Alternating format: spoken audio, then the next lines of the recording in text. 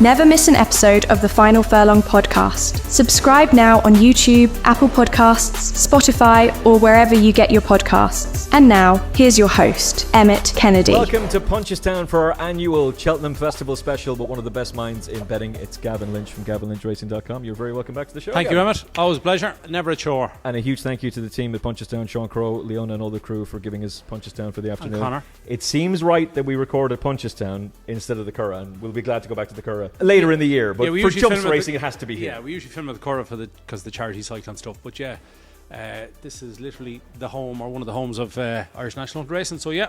Okay, lots to talk about. We're going to go through as many races as we possibly can. We're going to start with the Supreme Novice Hurdle. I don't even need to talk about the runners because everybody knows who's going to go. It could be a switchy from the Willie Mullins bingo team, but this is one of the most open and competitive Supremes I can remember. Tell me who you like. I don't like that much in it really because I think it's a bookie's dream.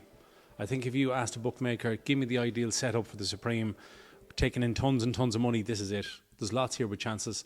The favourite is very, very good. He hasn't been in Grade 1 level yet. He will love decent ground if it's good to soft, which we don't know yet.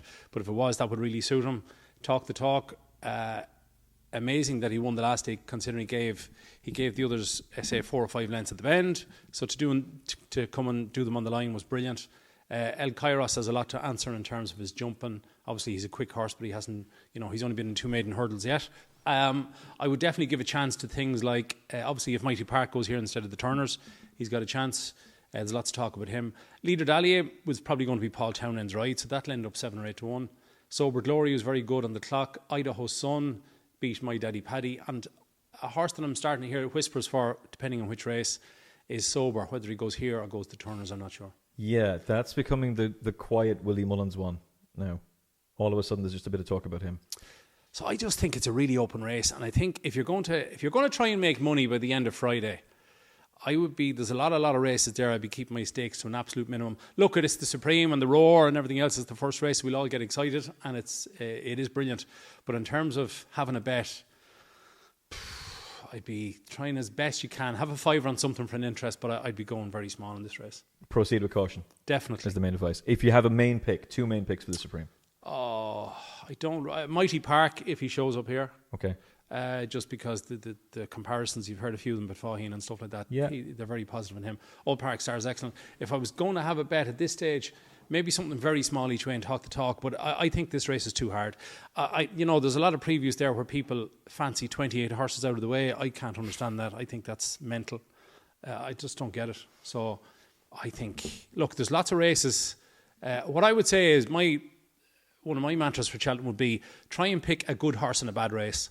These are all good horses, but it's a very good race. So yeah. I think, you might as well throw a pin in them. I think the Supreme's too hard. Yeah, I tend to agree with you. What do you like? I backed Sober Glory, but there's loads of horses I like in the race. I really haven't decided. Like Sober Glory's going to make the running. The day they held him up in Sandown, it didn't work, so he's going to make it. Harry Coblin the last day went quick, then slowed it up, and then quickened again. He's good on the clock, as I said earlier. Yeah, I wouldn't stop you. But then again, like if somebody said to me they were going to back Idaho Sun each way, I wouldn't stop them either. Yeah. A little bit unlucky in the bumper last year, got caught at the bend, stayed on very nicely. I don't know. I just think you're asking for trouble if you're trying to get away to a flyer in that race. Well, Sober Glory could be a Grade 1 horse and finish 5th in this. Oh yeah, absolutely. I think this is a very, very strong race. Yeah. And if Old Park Star goes and wins, you can go back for the Arkle because he's a huge horse. He's 17 hands, give or take. And he looks a chaser. And if he wins this, well, then he could be a star. But like as I said, in terms of making money, I think it's too hard. Okay, Old Park Star, the 2-1 favourite with 1xbet in Ireland. New favourite for the Turners has been in the last couple of weeks is Mighty Park, which has been the big talking horse. Unprompted, Willie Mullins calls him Faheen 2.0. He's now 3-1 favourite with 1xbet in Ireland. Usurping No Drama This End. A horse you like, but not necessarily to win the race. Have you changed your mind on that for the Turners? Yeah, I wouldn't. I think No Drama This End, fair enough, he's had a break and he 3 runs reasonably close together. He was quite impressive. I just don't think he's beaten much. We all know the Challows record at Cheltenham is not good. So I'd be against him. I'd be with Mighty Park just because it's the talk. Like Willie doesn't get carried away. He's the greatest trainer in the last 50 years and he doesn't get carried away too much, but he's given this fella a major plus. So are you surprised? There's a couple of Willie Mullins horses that are going to go to Cheltenham on the back of just the one run. Very unusual for him. Yeah, but it's just things got delayed. Like even at Christmas, his horse weren't in good form, and Leader Dalier, fair enough, had one run Christmas, ran again since. But yeah, there's a lot of them going with run, Kopek to board in the Arkle, etc. But it's just the way things have transpired. It seemed like around November, December time, he'd huge delays and whatever it was, and it hasn't worked out perfect for him, that's for sure. So look, but the point I'm making is that these might be superstars, but Final Demand had a great prep and got stuffed in the race a year ago. Maybe these are really good horses, but they just haven't had the good preparations. Yeah, I think you're going to get... I could see Willie Mullins winning a couple of races at 14-1, whether it be a Supreme or a Turners or whatever. I think he'll win 1 or 2 grade ones at that price, because you haven't seen, as you said, if they've only had one run, they're open to a huge amount of improvement. So you did a Cheltenham preview with your excellent co-host Ryan from All Things Cheltenham, and you had David Casey on, and he gave you a nap. Yeah, so I was MC at our local one in Screen in County Meath there last week. We had a brilliant panel, some on Zoom and some in the room. And I asked David Casey for his banker on the Tuesday, he said Kopek, and I asked him for his banker on the Wednesday. Just trying to come at a question from a different angle. And he said, whatever we run in the Turners. So I just thought that was interesting, because don't forget, they've got Madgeborough, they've got the Brown Advisory, they've got the Bumper. Wednesday's a good day for them. So I just thought that was a very interesting one. How do I know that? Because I was watching All Things Cheltenham on the excellent Gavin Lynch Racing.com. Yeah, so I gave you access to it this year, the last few months. Have you enjoyed it? Excellent. Really enjoying it. Good. Horses to know, they're fantastic. You did me a massive favour at the weekend. Thank you very much for that. Which one? All of them. All of them. All of the horses you talked up went and won. Yeah, even Low Kick goes and wins. Yeah. Drifts and wins. Fantastic Yeah, stuff. well, the thing about Low Kick was that he had sweated up, I won't use any comparison, but he sweated up very badly in Navan, and the other day he behaved himself. So a different horse completely. Yeah. Nice little 4-timer there from GavinLynchRacing.com. Thanks very much for that. Anybody else that we should be mentioning from the Turner? Skylight Hustle was absolutely. Obviously Again, this is a very, very tough race. Ballyfad, I think the step up and trip will probably suit him if he goes here. Skylight Hustle, I have a slight worry about the trip, because all along when he bolted up in Fairyhouse, Gordon Elliott said that he is a real fast horse. So is he going to stay the 2-5? I'll sort that was good in Nace, in a race that usually works out well. King Rasco Grey, Willie compared him to a pregnant mare the last day. So if he goes here, he could improve. Dr. Steinberg probably go to the Bartlett. Active Innocence was good the last day in the Sydney Banks. I think Sober would definitely have a chance. I think this race would suit him better, because don't forget he won an Ascot, Royal Ascot over 2-6. Yeah. And yeah, I think it's an open race, but I'd be slightly against No Drama this end, because he's a lovely horse. You'd love to own him, but he just hasn't beaten much. But I think if Mighty Park runs here, I think he'll probably go off. I know it's ridiculous, but he could go off 2-1 just because of who trains him and what he said, really, more so than the 38-length victory in Fairyhouse. Really like Ballyfad. Don't like the age profile. 5-year-olds have struggled in the race, but the ones who have won it tend to be really elite Grade 1 performers, like Imperapass is a 5-time Grade 1 winner. The new one almost wins a champion hurdle, does win an entry hurdle, but he'll improve for the step up and trip. He was so game in that bumper here at Punchestown when he carried the penalty to win, and I thought he was really good at the DRF. Well, the great thing, the thing that I love the most about Ballyfad is that he didn't stick in bumpers for a year, because that drives me mental. Stop. So he 2 runs, 2 wins in bumpers, and then goes hurdling, and now look at him, he's third favourite for a Turner, so it just shows you. Final selections for the Turners for you right now, your shortlist? Shortlist. I'd like Sober if he shows up here each way at 20-1, and maybe King Rasco Grey at 12-1. Just a small each way, but again, I think it's a tough race. So open again. You want to be going with the big price horses. Yeah, but very, very small bets in the Turners, I think, at the moment. And yeah. So normally there's a banker in these races, and maybe, to be fair, maybe Old Park Star is in the Supreme, but there does look to be a banker in the Mayor's Novice Hurdle in the shape of Bambino Fever. Yeah, I'll come back to her in a sec, but to go back to the point that you made there 5 minutes ago, is that there are so many horses in the Supreme and the Turners that you have not seen near their best yet, because they've had so few runs, and the ones at Willie's in particular, they haven't been fully fit yet. So something just could explode on the day, and you go, Jesus, he won so easy at 12-1 or something, So I don't think we've seen all the form for those 2 races. In terms of the Mayor's Novice Hurdle, I think if you're doing a multiple, I'd stick in Bambino Fever. Yeah, I know she's 6-4, but she was a brilliant bumper horse last year. She won the bumper ridden by Jodie Townend. Jodie is good, but I mean, so for a mare to beat the boys in the bumper last year was brilliant. She came back to Punchestown. Obviously, she got beat by Old School Outlaw in Nace by a half a length. But that was at a time when Willies weren't near fully fit. I would be shocked. Now, I like Old School Outlaw. I backed her to win the bumper in Navan. And she won the Solarina very well the last day, and she's beaten the favourite. But I would be very surprised if Bambino doesn't turn that around. And I think if you're doing a multiple, I think, okay, you might say Factifile is the better week at 4-6 in the Ryanair if he goes that way. But I think at a nap, that's odds against. If I had to jump off a wall or have a winner, I think I'd pick Bambino Fever as the nap of the week, yeah. Okay. I'm starting to come around. Well, I have come around to the idea that Kingston Queen's going to run a big race. Okay. But I'm very, very afraid of Bambino Fever. And you've been talking about this horse for quite a while. The potato race, the Albert Bartlett. Yeah. It's always a nightmare. It always goes to a big yeah. priced horse. It didn't last year, to be fair, but I was very keen on Dr. Steinberg for the DRF. I'm less keen on him at 11-4. Yeah, it's just a price thing, isn't it, really? Like, and the other thing is that he was a summer horse. He won a summer bumper, and then he got beaten Galway in a winner's bumper in the summer. And then even in Willys, they didn't regard him as a Cheltenham horse. And then if you go watch him in his maiden hurdle in Galway over 2.5, early on that day, his jumping was just all right. But then Paul started encouraging him into hurdles, and his jumping was excellent. The form of that race is good. Then he goes and beats the Devil You Know at Navan over 2.5. And you saw what that horse did in the River Don at Doncaster. And then the last day, it was a poor Grade 1. He beat Kazansky, whatever it was, 8 or 10 lengths in the DRF. It was a very, very poor race. I think Dr. Steinberg, I've backed him a good while ago. I tipped him up on the website. And I think he's got a really good chance. But, fair enough, the price thing. If he was 5 or 6 to 1, you'd be saying, Jesus, have something each way now, wouldn't you? Well, sure, you put him up at 16s at the start of the season on the show, didn't you? No, it wasn't that big of a price. No. Are you sure? No, it wasn't. It might have been 8 or 10 to 1. I can't remember. Okay. But I remember you saying to me, look at this. And you literally refreshed the page and you went from double figures to whatever price because of your influence. I can't remember. But he's got a really good chance. The only thing is the price. I think the bookies will take him on, and I think he'll SP bigger than he is right now. He's currently kind of 5 to 2, 3 to 1. I could see him SPing at 7 to 2. And just one horse to kind of mention in this race. A good friend of mine, Damien Dillon, and my brother Fergus have a share. There's 6 or 7 of them that own it. I think there's 6, and I asked them the other day, did they want to make it 7, but they didn't want to. Passing Wife? The Passing Wife, yeah. He might go here.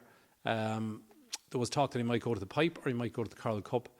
Now, obviously, Keith Donagh, who doesn't want him going to the Martin Pipe because he can't ride him. For obvious reasons, yeah. But the Passing Wife would have a chance. The only thing is you're guessing, is he definitely going to stay? He looked a much better horse against Dr. Dumenil the last day over 2.5. And perhaps he will stay. He jumps fantastic, really low and quick. Travels very strongly. Finished third, staying on in the Royal Bond. He actually finished, I think, behind the Devil You Know in a maiden hurdle in Gorham Park over 2 miles back in kind of November time. But yeah, the Passing Wife is going to be, I think, I've just seen it there. One firm have priced it up today. Non-runner, no bet at 12 to 1. So you could take a chance that he's going to stay the trip. It's just such an insane race. It's a big field. It's the first time these horses have gone flat out gallop over that distance on that track. Yeah, the only one really that has done it already at this trip is the Devil You Know. So, but his price has collapsed. He's into 6 to 1. And the problem you have in your head there is that because he's been beaten by Dr. Steinberg already, is he good enough to turn the tables? That's the question. But as you say, first time running at 3 miles in a Grade 1 pace, a lot of the horses, when they get to turn in, they go, are we not finished yet? Yeah. Is the line not here? No, it's another 3 furlongs up that hill there. And you go, Jesus. So they're just not used to it. Manellindo was 50 to 1. He wins a Gold Cup. Yeah. It's a nightmare race. The average price of the last 10 years, I think, is 20 to 1. Yeah. So tricky. Yeah, it's a race to be betting on night before, morning of, I think. Maybe. Not one to be getting, unless you really fancy one, in which case, what is your final shortlist right now for the... Look, I like Dr. Steinberg because I backed him a while ago. To recommend something right now for a bet, let me see, the Bartlett. It's such a tough race, isn't it? Wait, no, I can't find it here. 1 second. There we go. I think Paul's horse is going to go close. The Devil You Know? Yeah. Absolutely, yeah. He's got some record with his Cheltenham runners too. He travels really strongly, and he was held up nicely in rear the last day, stayed on very well. Lovely ride that he got. It'd be interesting. I'm not saying to back Dr. Dumenil, but it'll be interesting to see if he goes here. I mentioned him a long time ago for the Bartlett as well as Dr. Steinberg, so yeah. Okay. Jalan Duneri is 40 to 1. Okay. Triumph Hurdle, massive. I don't know if Jalan Tudori might go to that race. He might not. He might. Well, there's a trainers' championship to be won in Ireland, so maybe they're going to keep him here. I'd say there's a few of those horses are going to stay in Ireland. We have a new favourite for the Triumph Hurdle, Real Blow with Narciso Has. You had people in a really good spot there. But now it's Proactive, Selma de Veri. I mean, is this a case of which of the Willie Mullins horses ends up coming out on top? I know you really like Macho Man, and Adam Mills agrees with you, by the way, very strongly. I like Macho Man. If you go and look at if you go look at Macho Man winning in Otay, made a bad mistake early on, then jumped quite well and absolutely bolted up. I think it was a really good performance. And Feel Gut was second that day, who they think a lot of. Yes. So I just think in Very House, Proactive got the run of the race out in front. Macho Man came to him at the last, and in the end, Proactive won by 2.5 lengths, whatever. I just think that Macho Man could improve tons for that. It was his first run for Willie, as similar to Proactive, but like Proactive is 3-1, 7-2. Macho Man is 10-1 in places. So I've backed Macho Man each way. I think it's interesting too that Winston Jr. might go here. There's money for it there today, in here instead of the Fred Winter. Well, Justin Carthy's going to have quite a bit of firepower for that Fred Winter, and he was real good at Ascot, and he shaped beautifully at Cheltenham, Winston Jr. Oh yeah, like in Ascot, and then the handicapper in England gives it £5 or £6. Shit's mental, isn't it? How does that happen? Saratoga gets murdered. Yeah, well, we'll come back to that, or do you want to talk about it now? Well, we can talk about it now because it kind of crosses over. So I just think, I don't know, I don't understand the working out of the rating for Saratoga, because what do you call the horse of Gordon Elliott's that beat it at Naas? Highland Crystal. Highland Crystal, well done. You've some mind. Highland Crystal, right, gave Saratoga £7 in Naas and beat it by a length or whatever. So Highland Crystal had to be rated £8 higher than Saratoga. Okay, so to get Saratoga up in the ratings, Highland Crystal is rated 138, which means Saratoga is rated 130. There had to be £8 between them because she gave it 7 and beat it the last day. And Selma Davari is also rated 138. They're both mares. At the moment, you can back Selma Davari, I think, roughly 7-2 for the Triumph. And Highland Crystal is 33-1 in the place for the Triumph Hurdle. So I just think I think the Highland Crystal thing at 138 is wrong. So that means Saratoga. Now, Saratoga's favourite and might go and win. We all saw what happened in Ace the last day. That race has given us 3 out of the last 7 winners, I think, of the Fred Winter. Yeah. So, look, I've backed Saratoga ages ago and I hope he wins it. But I just think the calculation of the Highland Crystal rating that's not right. Well, even if you were to say, look, he's got a lower rating than Brazil had, you can see what they're up to. That's not how the handicapping art works. You're not supposed to just decide. It can't be on potential. No. But it has to be on what they've done. Now, the first time Saratoga ran was here at Punchestown and he jumped terribly. Yeah. The second day he ran, he jumped better, and the last day he jumped a lot better. So I think Joseph O'Brien has won the Boodles or the Fred Winter 3. 4, is it? So like he's got a few interesting ones in there. Glen to Glen obviously was an eye catcher. One very snug in Cork, and Kislyar is a horse I like as well, off 120 odd. Yeah, how did the other one get a mark of 130? Dignam. Yeah, I think it ended up getting 129 in the end from 131. It got changed, but Dignam, won at a few small tracks and then went to a race in Otay in a Grade 1 or whatever. So, yeah. Blake was telling me they had to go for that Grade 1 because of the rating they were given. Really?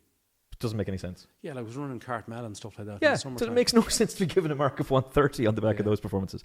Okay, your Macho Man you're very keen on. Adam Mills is very keen on as well. He's the French expert. I think, is he? Oh, yeah. Oh, yeah, Adam, I see him on Twitter. Yeah, he's a good lad, isn't he? Excellent. I was chatting to him one day via text or whatever. He seems a really nice fella. And he's got the nicest handwriting I've ever seen. Doesn't he? Yeah, it's very stylish. Yeah. Like, if he ever gives up on the horse racing, he should become a teacher. Or a calligraphy expert or something, whatever. Jesus. His writing is it. Go to what's his name? Adam Mills. Adam Mills, yeah. Check him out on Twitter and have a look. Sometimes he puts up. You hear him on the podcast every week. Oh, do you? Oh, yeah. But also to see his handwriting, he might put up a page from somewhere, a race meeting somewhere in France. Jesus Christ, it's like hieroglyphics. It's beautiful. Yeah. It's great. Yeah, it's like some old timey ancient stuff. Sonny, he likes Macho Man big time and has backed him. Yeah, I think he'll run a huge race. Yeah. Okay, that's the Triumph Hurdle. Stop everything. Have you hit a like on this video yet? If you're watching this on YouTube. If you haven't, you have to. Gavin Lynch giving you his insight for free. Smash a like on this episode. Hit the subscribe button so you never miss an episode of the Final Furlong Podcast. Brought to you in association with 1xBet. Click the link in the episode description. It'll take you right to the 1xBet website in Ireland. All of the betting markets for Cheltenham. Non-runner, no bet, obviously, but huge incentive sign-ups to sign up there as well. Click the link in the episode description. It'll take you right to the 1xBet website in Ireland. Your game, your odds, your 1xBet. Gamble responsibly, 18 plus only. Just to say to you, I'm going to give you a few bets at the end. Oh, let's go. You're also going to tell us who's going to be taking over upping the ante. I wouldn't have a clue. I know. Oh, do you? I know. No, you don't. I know. Is it public knowledge? No. Can you say it on air? You'll tell me. No, I'm going to say it. I don't care. You know? Yeah, I know exactly who's taking over. Is this an exclusive? Remind me, and I will tell you who's taking over upping the ante at the end of this show. Wow. And smash a like on this in this Irish episode or right English? Now. No hints. Okay. Luamba is favourite for the Arkle. Is this just blindingly obvious? Luamba's taking over upping the ante. Luamba's going to be the host. He's subbing for Johnny Denis next year. I know he's good, but I didn't know he was that good. Is this just blindingly obvious? Perfect preparation. Nicky Henderson's the all-time record winning trainer in the Arkle. This fella just goes and wins. He's the most likely winner, that's fair. His jumping in Exeter was okay. Again, at Sandown was okay. The last day, he like we all know this. In the first half of the race, he takes a while to get warmed up. His jumping early on is just average, and he's a bit kind of high and left and right. And then he came off the bridle the last day in Newbury against the more experienced horses and ended up winning really easily. So he looks like he's a 2.5 miler. Kopek to Boards only had the one run in Navan. It was only just beginner's chase. They jogged around at a slow time. He's been to here for a schooling session, and I think he went to Fairyhouse last Saturday as well. So Impera Pass was in behind the first day. Very good, and obviously that got an outrageous lucky ride to win in Gorham Park. Brilliant horse. I thought he was always getting there. No, stop. You can't give. I have never seen a horse in Gorham Park given a horse in front 4 or 5 lengths and winning in Gorham Park. Never. It's a very, very short run in Gorham Park. That wasn't by design. But anyway. What about the novice set a chance on Thyestes Day? No, he was fourth jumping the last. Yeah, he was, but he's only a length and a half behind them. That's fair enough. Yeah, that's fair enough. But anyway, Kopek to Board. The thing about him was that last year, when he won at Christmas, obviously he jumped appallingly. Then he jumped well at the DRF, and then he jumped well at Cheltenham. But at Cheltenham, the big question mark, he went off 4 to 6. But the big question mark was how is he going to handle the pre-parade, the parade ring, the crowd, the noise? Because he's a bit on his toes. Yeah. He's a bit edgy. He's a bit on his hoofs, not his toes. And he's an excitable type. So again, I'd say if he had got a second run in, it would have made a huge difference. Now, I know he's had the 2 schooling sessions, but you just wonder, is he going to... I think if he jumps out and he jumps really, really well, he'll take a lot of beating, because obviously he's a Supreme winner. Personally speaking, I think that Supreme winners, generally you're talking 155. Triumph Hurdle winners, I know he didn't win the Triumph Hurdle, he was second to Poneros, but somehow. But I would generally put a Supreme winner 8 to 10 pounds ahead of a Triumph Hurdle winner typically. Yeah. Like there's been no 5-year-old winner of the Arkle since Vipur Estedes, which is a long time ago. And back then, Vipur Estedes, I think, got £4. So this time they're off level weights these days. So he's going against that little trend. But I think that Kopek to Board, you're going to, with Lulamba, he's going to show up and he's going to run to 9 out of 10, definitely. With Kopek to Board, you're kind of guessing. Is he going to jump well? Is he going to behave himself? Is he going to be too keen? Is he going to get taken on for the lead? How's that going to affect him? There's a lot of questions with him. So the safer bet is Lulamba, but a Supreme horse is generally better than a Triumph horse. So I don't know. Assuming they all stand their ground, Lulamba surely goes off a bigger price than he is now. And this market is kind of a joke, really, when you think about it. I mean, you've got 5 to 4, 5 to 2, 3 to 1, 9 to 2. If you fancy Cargizi, she probably drifts. That they won't go off that. But then again, bookies are trying to protect themselves in case it ends up a very small field. Yeah, you can get, at the moment, you're like 13 to 8, 2 to 1, and Cargiz 5 to 1, which is, she'll definitely be 5 to 1 in the day or bigger. Romeo Coolio, I think he might be, now you'll know better than me, he might be the only horse that has won 3 Grade 1s this season. Yeah, is that right? Richie Forrestal made the point that he's the only horse ever to win 3 Grade 1 novices going to Cheltenham. Very good. I'd be against him because I think he should be going to Fairyhouse. Yeah. He's had a very, very tough race. If Irish Panther got good to soft ground, now I mean decent ground, he's going to be up there and he's going to play a part in the race. The horse who jumps the best in the race is definitely Steel Ally. Yeah. And I tell you why, his jumping is really low and slick. He doesn't spend much time in the air. If you watch him the last day in Warwick, he's kind of clipping out through them a little bit. He reminds me of Energamine. Used to kind of, you never knew with Energamine was he jumping well or not, but he kind of hit the top of them every time. But Steel Ally is a brilliant, brilliant jumper of a fence. Really slick. But has he got the engine? So I think it's a good Arkle. Cappiger Pike, the form of his race in Punchestown, has got a couple of ticks, which is good. A couple of boosts. Is he going to go here? Is he going to go to Fairyhouse, etc.? I don't know. But I think it's a good Arkle. Mirabel got crushed the other day. That would worry me about Steel Ally, and also Member number 5 clearly never got out of his way in that ground. No, that's fair. So I like him, and I like Sam Thomas an awful lot, but winning this I think is a bit much. Can Kopek do it? That's the big question, really. Can he do it? Look, of course he can. He won the Supreme last year very impressively from Barry's horse. Would you back him? And he had Romeo Coolio well stuffed in third, so of course he can. Would Gavin Lynch back him? I backed him the morning he won in Navan, that morning, and he was like 130 or so. Yeah. But I'm not backing him again, no. Yeah, okay. Interrupted preparation, etc., etc. Yeah. Well, I'll cheer for him, but no, I won't back him at the moment, no. Okay, Brand Advisory Novices Chase, Final Demand. If you said at the start of the season Final Demand will have won his first 2 chases, including a Grade 1, and you'll get 7 to 2 2 weeks before Cheltenham, I think people would have laughed at you. But that DRF performance was horrible. The context required is Imperi Pass was horrible if the DRF comes back and wins the Grade 1 at Aintree. Gaelic Warrior, more importantly, does so and wins the Arkle. We've seen this before. The twice this guy has taken on proper Grade 1 opposition, he's melted. I think it's as much to do with the fact of getting taken on, but yeah, what you say is correct. But the last day he got taken on from, say, 6 out by Cade Doughty, and he folded, as they say, like a pack of cards, etc. Willie seemed to think that he hates maybe really deep ground, because he was not impressive in Limerick, and obviously got stuffed the last day in bad ground. So he's hoping that they're going to change a few things, and that better ground will suit him.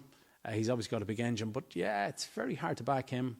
It'd be very hard for me to back the big Westerner. I couldn't have her, to be honest. No. I backed her last year in the Bartlett at a big price, and she ran a cracker against Jasmine DeVoe. But Mares have a terrible record, and she's only had 2 starts. Yeah, but I think she needs a bog. Yeah, she that needs too. really Yeah. deep ground. Now, she's a brilliant jumper of a fence. They tried to hold her up the last day, and after the first fence, she was in front because she winged it. Yeah. Her jumping is brilliant. I just don't think. I think she'll need soft to heavy ground to have a chance. Yeah, I agree with that. Kate Doughty would have a chance. He would like softer ground too. I think Western Fold is very fair at 7-1, but he will want decent ground. I've only had a very small bet on him, but if the ground ended up good to soft and they had a dry week, I would definitely back him at 7-1. He won the Galway Plate. He beat Noel Meade's horse in Avondale Fury. Avondale Fury in Gorham Park, and even the third horse that they won last week in Gorham Park. And then he had a good run behind MVLN and Avondale Fury in the north, had 90 days off, and you could see that the horse wasn't fully ready. I think they even said it in some of the quotes beforehand, that the horse was given a bit of a break, and Jack rode him like that. He never put him into the race at all the last day. He was like 15 lengths off from the whole way around, and ran on to be second, beaten, say, 5 lengths. I think if the ground is good to soft, like really spring, nice ground, I could see Western Fold running a huge race each way, yeah. Okay, but he needs the good ground. Willie won this with the greatest ever 6-year-old winner of the Brown Advisory, Don Poley, one of the greats of the racing game. I really like Kate Doughty, and I liked him. Well, I tipped him on the Final Furlong podcast for the DRF, and I backed him at 28-1 for this before that. Okay. Then I started looking at the trends, and like, French breds don't have a great record, and 6-year-olds don't have a great record. But Factifile won it as a French bred, and Don Poley won it. So just in a very open year, Mark's riding so well now as well, and just he got into a really good. And also stride going left-handed suits him better. When he jumped at Ferry, he jumped a bit to his left. So he was sick last year. He was sick at the DRF. He was sick at Cheltenham. Willie was telling everybody at Christmas last year over hurdles that he's a Grade 1 horse. Okay. And he said in his stable tour very recently that he's now finally showing me what he shows me at home. Would you be afraid of Western Fold if the ground came up good to soft? I'd be afraid of Final Demand because they sent him off 3-1 on the other day, and I respect that, but I just can't back him. I can understand how anybody would back him, and I can understand how we might very well be, please God, we're talking in November, and we're going, geez, how do we not back Final Demand? Yeah, I think it's a really tough race. It's like the Supreme. There's a lot of races at Cheltenham this year that are very open and very tough. Like you've other horses in there, like Oscar's brother, and also Please talk about him. Yeah, he's like an old, I don't know why this expression is used, but he's like an old-fashioned chaser. He likes to jump out. He stays forever. He jumps really well. He looks like a Grand National horse, I'd say, this time next year. And I think he wants really soft ground. So again, the ground is going to play a huge part in this. If the ground came up good to soft and Cocktail Divan showed up here instead of in the Jack Richards. Yep. And I've heard 2 stories. I heard a story saying he's going to Jack Richards, and I heard a story saying that no, he's going to go to the RSA or the Brown Advisory, so I'm not sure. But he would want his performance at Christmas in beating Kiss Will by 21 lengths. Third, I think, was Shuffle the Deck. Fourth was Safe to Chance that you mentioned. He won since. Like I think he had a heart, defibrillating heart that day. But that performance by Cocktail Divan was a Grade 1 performance. Yeah. And I'm shocked to see that he can get into the Jack Richards off 150 instead of 149 here. But he needs decent ground. You saw him in 3 miles in Punchestown here behind Oscar's brother, and he got outstayed. He just wasn't able to cope with 3 miles in bad ground. If the ground was good to soft, spring ground, I think he could stay 3 miles. But if the ground is good to soft and he goes to the Jack Richards, he'll take one hell of a beating. Which would you prefer him for? Probably the Jack Richards, because the 2.5 suits him better. But if you owned him, like if the Turner's Novice Chase over 2.5 was still here, himself and Romeo Coolio would currently be, Romeo Coolio be 2-1 and he'd be 4-1 or whatever. Yeah. Do you know? Yeah, for sure. Okay, he's an interesting one. He's 10-1. Your final shortlist? Ground. Good ground. Western Fold. Soft ground. Maybe Kate Doughty. Come on. The dream's alive. But the ground is a big thing there. All right, championship races. If you haven't already, click the link in the episode description. It'll take you right to the 1xBet website in Ireland. Your game, your odds, your 1xBet official betting partner of Paris Saint-Germain, the European champions of Barcelona. We'll try and get some tickets for Barcelona. We'll try and blag. I was in the tickets. Camp Nou once. I have not been there. I was in the Camp Nou and got good seats, and it was against Rangers and Glasgow Rangers. And the next thing, I'm in Dublin Airport. I said, this will be a nice quiet flight. All of a sudden, there's 100 Rangers supporters on the flight. There was so many flights going to Barcelona that were full. They had to fly from Glasgow to Dublin and Dublin to Barcelona. And I'm going, oh, Jesus Christ. They sang the whole way over. But what was interesting was we'd okay seats down near pitch level, right? Right. And the new camp is so high. Yeah.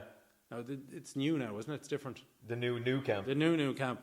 But the old one, it went so high. But the Glasgow supporters were up at the very top, across from us, like way up there, and they were singing. You couldn't hear them. That's how far away up, how high they were. So anyhow. Well, 1xBet is the official betting partner of Barcelona. Well, we go again to the new camp. We'll try and blag some tickets to the Camp Nou, but you can find out more about 1xBet by clicking the link in the episode description. It'll take you right there. Sponsors of the 1xBet Grand National Trial, won by Barry Connell. Emmet Mullins horse winning the Novice Chase here as well, and a proud supporter of lots of races at the Curragh too. You can join the winning team by clicking the link in the episode description. It'll take you right to the 1xBet website in Ireland. Your game, your odds, your 1xBet, 18 plus, gamble responsibly. The new line favourite for the Champion Hurdle. What do you make of the race now that Constitution Hill's gone? We don't need to talk about him. No. Does Lossiemouth go? What's your overall impression of the race? All year I would have gave Lossiemouth no chance of running in the Champion Hurdle. But then you saw what happened Stateman. Then you saw what happened Sergino. And now you've seen what happened Constitution Hill. So you're telling me there's a chance? So you're telling me there's a chance, yeah. So she's now odds on to go to the Champion Hurdle, which is bizarre. But it's only because of those three main injuries anyway. Like Stateman definitely would have went here and she would have went to the Mayor's Hurdle. So I think it's the most ordinary Champion Hurdle I've seen in a long time. I don't call it bad or whatever, but it's certainly not great, and I can't figure it out. I backed the new line a while ago, each way at 4-1. I'm not even excited by that, to be honest with you. And like, well, your certainty to be in the first three. Yeah, I know, but I can't get it warm to the race. Brighter days ahead. Obviously, beaten in the Mayor's Novice Hurdle 2 years ago. Last year, she picked up an injury, and don't forget, she did win an entry as a novice. So I'm not fully convinced she doesn't handle Cheltenham. Like there are a couple of reasons. Lossiemouth, I think, is a 2.5 miler. She would want a decent ground, maybe, just because it would inconvenience Brighter Days Ahead a little bit. Golden Ace won it last year, and Paneros 12-1. I don't know. I give up. Like I can, it's very hard to feign that you pretend that you've got a huge opinion. I don't really in this race, because you can find flaws with them all, can't you? Oh, with every single runner in the race. Yeah. You have the inside track to the Mullins Yard. Do you think the Lossiemouth is going to run? I've no idea. Honestly, not a clue. Do you think Willie knows? I'd say ground would probably play a part in it. I'd say, as I said, all year was 99-1. I'd say it's probably only 60-40 at the minute. My guess, but that's a guess. Is the way of looking at this that he can look at the Mayor's Hurdle? Gordon is talking up Wadu. You've beaten her in the entry hurdle, but she's almost certainly a better horse this season. No. They'd be very, very confident of beating Wadu. Okay, so do they look at they're going to win the Mayor's Hurdle? Yes. Or you can compete in the Champion Hurdle?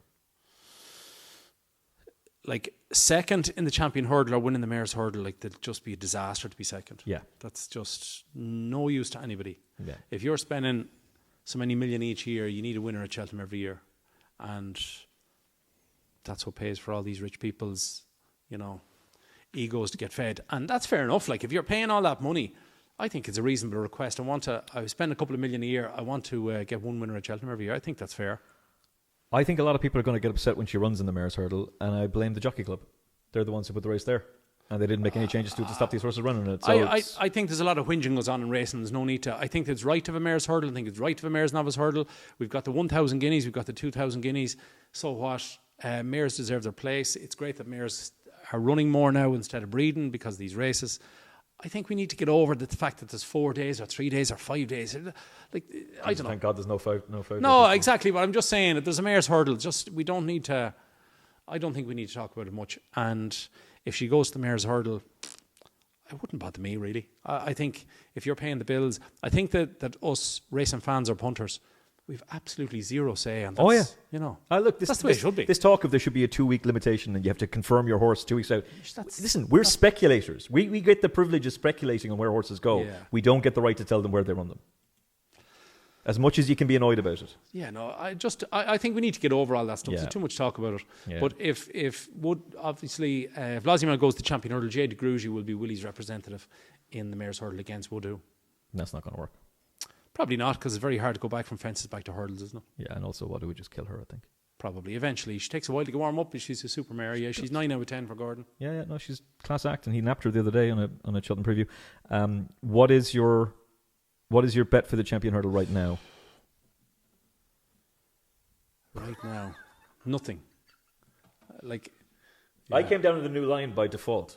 Yeah, but again, I remember when I went racing years ago, Conor O'Neill, a really good punter, and I fancied a horse one day because the others weren't great.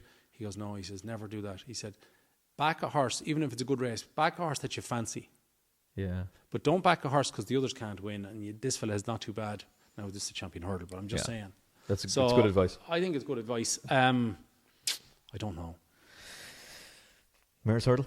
I have opinion on lots of races, but... I would prefer you to be honest, as opposed to going, well, blah, blah, blah. Yeah, no, better just tell us what you really think. Wadu is 5-4 with some firms. Lossiemouth, Jesus, Lossiemouth is 9-4 for the Mare's hurdle. But that's anti-post. She's bigger and better. If she lines up, she's... I know that, but you're also... But at the 9-4, who's that with? I don't see 9-4. Don't mention who the firm is. Oh, okay. Doesn't matter. Right, but anyway, if she doesn't run, you lose your money. Yeah, true. So you're doing a double. True. You're doing even money to run plus 2s on, she wins, or whatever the double is, do you know? Well, it's interesting. Factifile was 9-4 for the Ryanair a couple of days ago. Now he's 6-4. Factifile? Yeah, for the Ryanair. We'll come to him in a second. Yeah. But I think Lossiemouth will win the mare's hurdle if she goes, and if she not, Woodoo will bolt up against Jay de Grugy, will be second or third, end of. So it's just very, very simple. In the absence of Lossiemouth, Wadu is an absolute certainty. If Lossiemouth is there, she'll beat Wadu. Yeah, I think that's fair, yeah. Stairs hurdle. Tiapu's going to go there as a strong favourite. Bob Ollinger beat him a year ago. I know Jack seems to think that he got it slightly wrong that day, and he's confident to turn it around. And my God, he was good at Leopardstown. Yeah, he was really good at Leopardstown. And also he showed that he doesn't need a bog. We always thought that he needed soft ground. But if you look at him last year in Punchestown and also at Christmas, he seems to be more adaptable now than he used to be. He's gone to the Stairs hurdle 3 times. He's won once. He's been beaten in it twice. He was even beaten by de Burley, who was at 10 or 11 at the time. Beaten by a 10-year-old last year, Bob Ollinger. There's 3 new horses in this race. We'll talk about those in a sec. The one thing you have to wonder is, are they experienced enough to beat the old hands at 3 miles on the new course? Because the new course, I think the new course is mental. Like there's 2 hurdles in the last 7 furlongs. There should be 2 hurdles in the straight, I think. Yeah, I agree with that. To make it more tactical and more, jockeyship. But Honesty Policy, who I've backed a while ago, after his Ascot run, I thought he was very good and eye-catching, etc. He wasn't knocked about, shall we say. Mashan too loves Cheltenham. He's a handicapper, or was a handicapper. He's got a great chance. And so does Cabrel de Matan, if the ground is suitable. He'll only run if the ground is good to soft, or maybe bordering on soft, but if it's any worse than soft, he won't go. I generally go for a younger horse, so I think I'd go with maybe Honesty Policy or Mashan 2 each way, rather than the 2 that were first and second last year. I think last year's race was very, very, very poor. The first 2 were way clear, but they were clear of nothing. Yeah, that's fair. I do still think Tiapu's got a massive chance, but he's more of a play spot banker than an actual banker. Oh, yeah, no, he's guaranteed to be in the first 3. The only thing is, what is he, 2-1, is he? Yeah. It's just, he's not a sellout at 2-1. No. Like, if you compare Bambino Fever at 6-4, him at 2-1, no comparison. Is Mashborough a sellout at 7-4 because you've kept the faith at a big price and you're this close? Yeah, it's just, what I'll say is which Mashborough shows up, but they're going to have the cheek pieces on again. They worked a dream here, not here, at Leopardstown the last day at the DRF. Obviously going right-handed at Cork didn't suit at all. He jumped out to his left and jumped badly. Got beat at Christmas when he was held up, and then Mark Walsh got his say and said, let's go make the running with the cheek pieces. And he was absolutely brilliant the last day. Now, what I will say is that as soon as they jumped to first, Marine Nationale had no chance in the race the last day. Yeah. He was absolutely goosed. Solness crossed him, and then next thing he's 8 lengths behind from the get-go. But didn't like the ground anyway, I'd say. Yeah, he prefers better ground. His record at Leopardstown is poor anyway, isn't it? His record at Cheltenham was brilliant, 2 from 2 with the Supreme, and last year's, like, he was going to beat I know you're not going to say this because you back Quilixios, but you will get over it eventually, Emmet. You'll have to. No? And 66 to 1. It's very hard to validate Tom. 2 reasons. One, doesn't handle Cheltenham that well. Yeah. And obviously poor the last day. But he has huge ability. Load of Sud loves a break. He's coming here after a break. He needs soft ground. He's going to absolutely take the eye out of your head. Turning in, he'll be tanking. But I just don't see him winning. I think, for me, I think Madge was the best horse if he shows up. What's he going to be like with better ground? What's he going to be like getting taken on over the first 2 or 3 fences, perhaps, because they go lickety split. But I think if he gets into a rhythm, for me, it's either back Madgeborough or no bet. That's your options, in my opinion. What would you do right now? Buy or sell? I would back him, but I'd nearly wait until the day and see what the ground is and stuff. The softer the ground, the better for him, and the worse it is for Marine National. Marine National is definitely going to get a lot closer. Will prefer Cheltenham. Had no run of the race the last day. Was gone after, as I said, after a furlong. But yeah, for me, it'd be Madgeborough, no bet. Okay, this day a week ago, Gaelic Warrior was even money with some firms for the Ryanair chase. In fact, Factifile was 9-4. They've completely flipped. Gaelic Warrior's 3s, Factifile 5-4. So if you're talking to Paul Byrne and Frank Berry, what do you tell them to do? Do you go for the Gold Cup? Gold Cup I'd go for, yeah. He's 9 years old. He'll never get the chance again.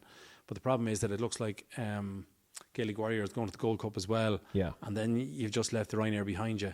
But the only reason I wouldn't run Factifile is if the ground was going to be soft to heavy and it turns it into 3 miles, 2 up a hill, where stamina is, it suits horse like Hoti Kalur and those, good handicappers are Dower Stayers, etc. The ones that couldn't win a Ryanair. But I think if the ground is good to soft, I would definitely run Factify in the Gold Cup. I think he'd stay on reasonable ground.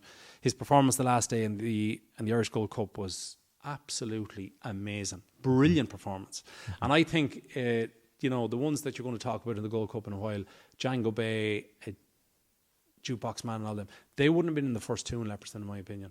Not a chance. I think if Gaelic Warrior goes to the Gold Cup, I think he's got a huge chance. I'd obviously love to see, if I back it, it would be because Paul is riding it. Patrick is a good rider. He's just, he's an amateur jockey, so fair is fair. Won on a main entry last year, won the Grand National, but Paul Tennant is Paul Tennant. Yeah, and he was quite keen Gaelic Warrior for Patrick the last day, whereas I think Paul might settle him better. But I think if the ground is good to soft, I'd run Factify in the Gold Cup, and I think he'll win. If he goes to Ryanair, he's a certainty. And in the Gold Cup, I wouldn't give up, and I know the way you're thinking. I wouldn't. Jesus, Gavin. Oh, yeah, no, I would not. No, the vibes are good. I was at the preview night the other night with Gavin Cromwell, and he seems to think that he's gradually getting him back. And by the way, if he does... The vibe's not been good all season. Wasn't he a better horse this time last year before the John Durkin? Better horse at Christmas. Every time he runs, he drifts hilariously in the betting and then gets beat. Just wait now. So when... Counter is he's never good in the winter and then explodes into life in the spring. So there's nothing... Okay, so when he was a novice, right, you could see what they were doing. They were getting him for the Kimura, and he won the Kimura, right? Yeah. So even down in Limerick and stuff was a great run beforehand. Yeah. Last year, not great in John Durkin, not great at Christmas. Absolutely brilliant in the Irish Gold Cup.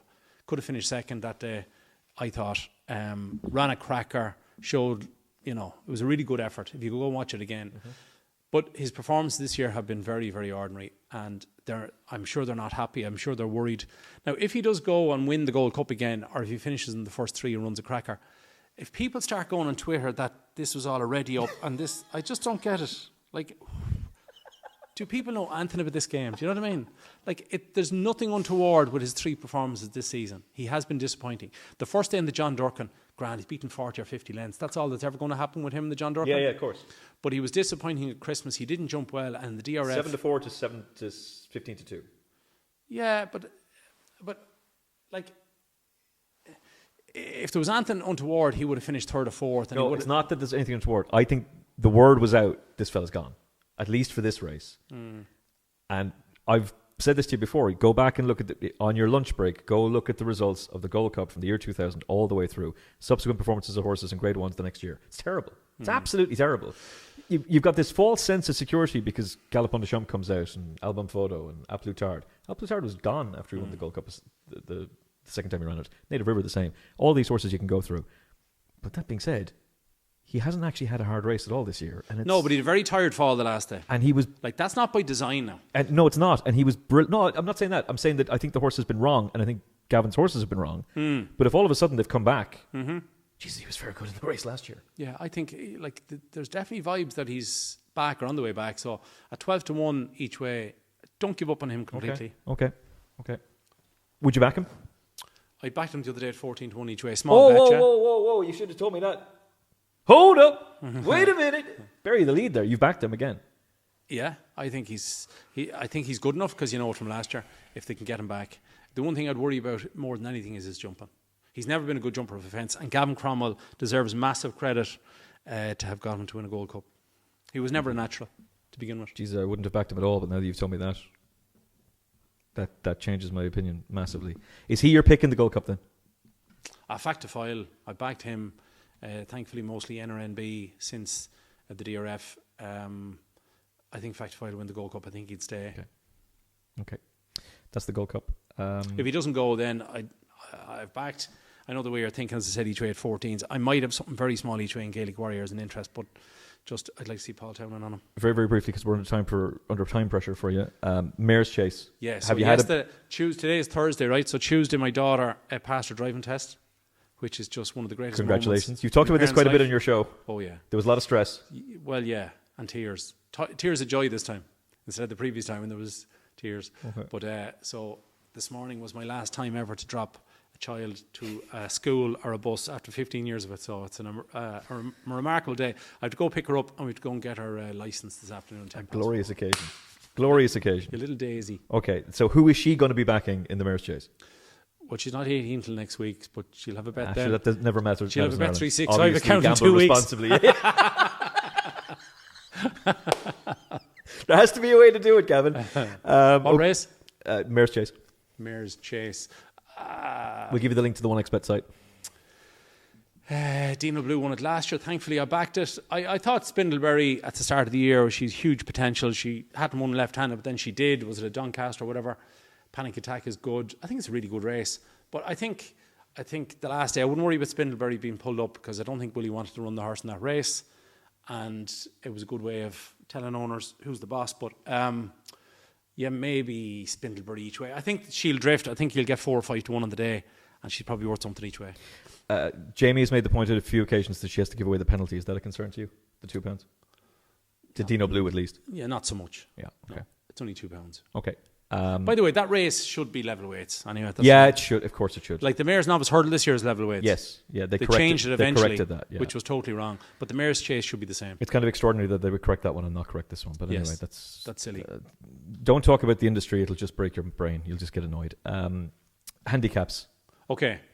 So, I'm going to Lisbon on the Sunday before Cheltenham. And so are we after these handicap wins. And so, I'm coming back Wednesday night. Now, well, one of these is on a Thursday, so I'm going to contradict myself here. But I might go back to Lisbon. But if these win, I might go back out to Lisbon and just stay there. Okay. And if Anne-Marie and the kids want to follow me, they can. Sure, the kids can drive now, so that's okay. Yeah, they'll be grand. Just tell them where Dunn's Doors is. I like in the National Hunt Handicap Chase, I've had a decent bet each way on Back Me or Sack Me. Good run 3 runs ago at Cheltenham. Not so good on the Paddy Power, but last time he wins over 2 mile 5. That was off 125. He gets £8 from the Irish Handicapper and £2 since for crossing the water, which is perfect. It's fine. 135. His 4 biggest dangers were the Wall Park, who doesn't run. Argento Boy doesn't run, doesn't get in. Joystick doesn't get in. And what do you call Danny's horse, the one there? Yeah. That doesn't get in either, off 146. So I think it's a very, very winnable race. And Rebecca might take Newton Tornado to the other race, to the Kimure, maybe. Okay, good. I don't think it matters. I think Back Me or Sack Me at 6-1 is an absolute cracking bet each way. And if you'd give me one horse to win at Cheltenham, it's Back Me or Sack Me. And the second horse that I fancy the most at Cheltenham is running in their Pertemps on Thursday. Skeleton.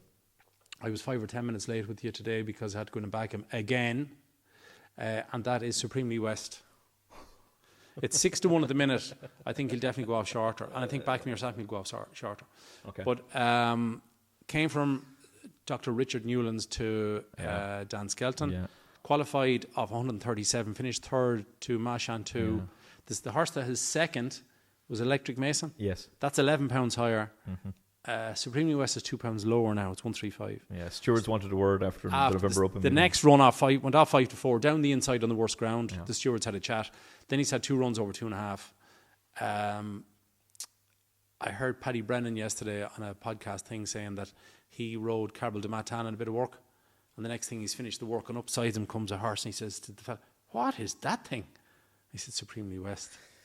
So he's off 135. I can see him go off a lot shorter. So please go and do an each way double, Back Me or Sack Me, and Supremely West. And I'm going to give you an each way Trixie. Now, the other 2 are in the same race, but I've had a good few quid on 2 horses in the same race, and that's Madara a while ago. Without boring you, was second in the December Gold Cup 14 months ago for 140 wearing cheek pieces. Yeah, one of the Dira for Sophie Leach. Yeah, 2 years ago. Ran over 2 miles there before Christmas. Ran in Kempton would take the eyes out of your head there a month ago. My daughter was getting a driving lesson, so I happened to see it live. And I went, oh, lovely. See, it all comes back to you. If you're a good dad, you get tips for Cheltenham. So Madara ran in Kempton, take the eyes out of your head, not knocked about, stayed on to be second. He's off 140, will be wearing the cheek pieces the next day. Now, fair enough, it's 5-1 favourite, but it wasn't at the time. It was 10-1 then, I think. And McClory has had 4 spins over fences. That would make you think that last year JP's horse, Jaguar, was a novice. They didn't go to the Jack Richards, they went to the Plate, because the Plate is easier than the Jack Richards. Yeah. And they were right, because the horse bolted up on the Jack Richards. So, McClory's had the 4 runs. He has an Irish rating of 130. He got £3 extra the other day for crossing the water. I think that's fine. So, here's your 2 each way Trixies. Back Me or Sack Me at 6-1. Supremely West at 6-1. Madara at something like 5-1, I'm not sure. And the other one then is an each way Trixie. Back Me or Sack Me, Supremely West, and McClory. And if either of them come up, I'll send you pictures. Well, we'll join you. Hopefully. I'm going to do patents on these. Are you? Yeah, that's the 7 bets. If one of them wins, then you get something back. If I was to extend this to a Lucky 15, Lucky 31 with the graded horses, who would you throw in? And would I know the way you're thinking be part of it, given his price? Not really. No. I'd probably stick in Mighty Park and the Turners at 130 non-runner, no bet. Do you know what I mean? Yep. Because if he doesn't run, it's not it's not the end of the world. And if he does run, he goes off short, and I think he'll run a big race.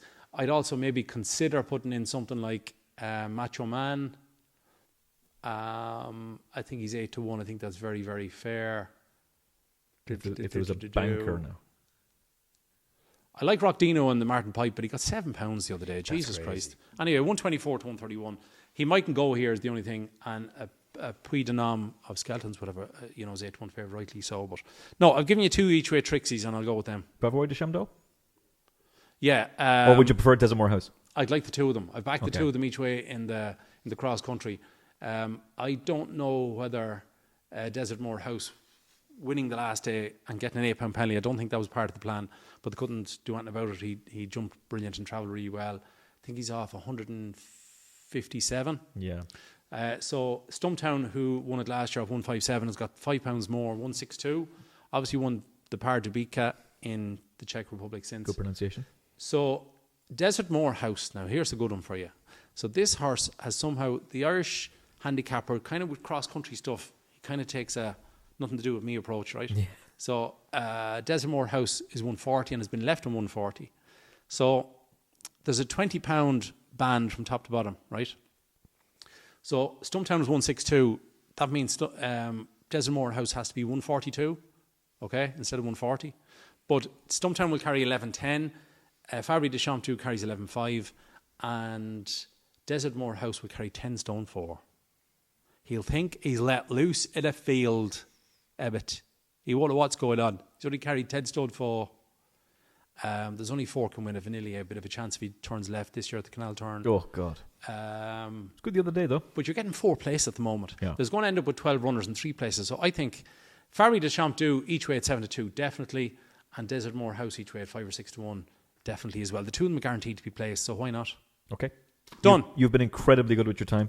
Pleasure. As you always are. Really appreciate Glad it. that you're enjoying the website. Oh, it's fantastic. GavinLynchRacing.com. If you have not signed up, there is still time to do so. Yeah, no, don't worry about it. It's only for another week or 2. So if we do it next year, sure, have a look. Okay, yourself and Ryan do a great show, All Things Cheltenham, so it's highly recommended. Thanks, Chief. Thank you, my friend. There will be no pundit on Up in the Ante. There'll be no one. Oh, this was your answer earlier. There'll be no pundit. Johnny Delaney. What I am told is Johnny Dineen's too good. There can't be a replacement, and no one can replace Gavin Lynch. So they can replace me. They can't replace him because he's amazing. He's fantastic. So they're going to rotating roving guests each week. That's what I was told. Okay. I think it's probably a fair idea. What I said to Johnny Dineen last week, he was on. I was on Zoom, he's and I said crack. he's mad crack. He's great. I love him. And I said to him that, and I mean this, my two favourite people in sport to listen to. One is Radar. You know the fella that's on the course at the golf? Yes. Do you watch golf? Yes. You know the Aussie guy? Only the big ones. Yeah, he's fantastic. Yeah, I think he's got a chance here. I think he has. He's hitting a 5 iron. Can we get him on track at Cheltenham to commentate on in-running bets? I think Tannen's got a chance here. I think he could get up and down out of this. Even I could. Anyway, I think Radar's amazing, and I think Johnny Dineen's amazing. Yeah. They're my two favourites.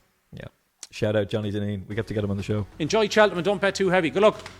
Gavin Lynch. Ciao. From GavinLynchRacing.com. Thank you for watching. Thank you for listening. Smash a like on this episode. Hit the subscribe button so you never miss an episode of the Final Furlong Podcast. More Cheltenham content coming your way very, very soon. And of course, click the link in the episode description for the 1xBet website for all the great bets. Take a load of money off them. Gavin Lynch is giving you... Do them 2 each way Trixies. He's giving you the winning selections to go and claim them. We'll talk to you again very, very soon. Look after yourself and each other. God bless. Thanks for spending some time with us on the Final Furlong Podcast. We're independent media, so if you like what we do, hit like, share, and subscribe. It's free, it's quick, and it genuinely helps. And if you enjoyed this episode, there's plenty more where that came from. Don't miss out. Subscribe on YouTube, Apple Podcasts, Spotify, and all major platforms, and join us on the gravy train. The Final Furlong Podcast. Independent, unfiltered, and powered by you.